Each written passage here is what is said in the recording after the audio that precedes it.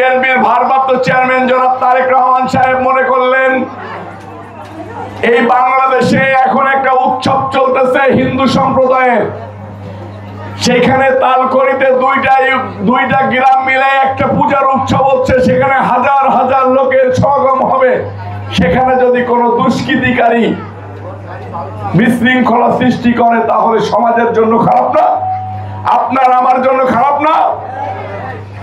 আমি মা আসিয়ার ধর্ষণের কথা মনে আছে আপনাদের? আসিয়া ধর্ষণের কথা মনে আছে? আসিয়ার ধর্ষণের পরে বিএনপির ভারপ্রাপ্ত চেয়ারম্যান জনাব তারেক রহমান সাহেবের নির্দেশনায় আমি ওই বোনের পাশে দাঁড়িয়েছিলাম।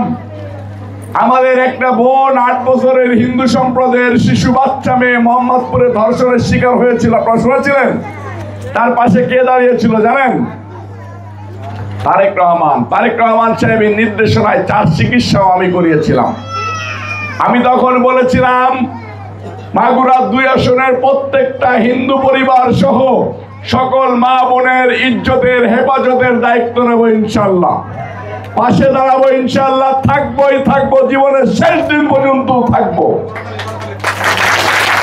এটা হলো দায়িত্ববোধ। আজকে যদি একটা বিশৃঙ্খলা হয় এই পূজা মণ্ডপে তাহলে তো পূজাটা ঠিক মতো হবে না। সেটার জন্য আপনারা আপনাদের ধর্ম পালন করবেন, পাহারা দেব আমরা বিএনপি, এটা আপনারা সব সময় মনে রাখবেন। আমাদের ভিতরে কোনো ভেদাভেদ থাকতে পারে না, পারে?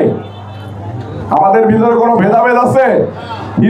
হিন্দু মুসলিমের ভিতরে আমাদের ভিতরে কোনো ভেদাভেদ আছে? আমরা কোনো ভেদাভেদ চাই না।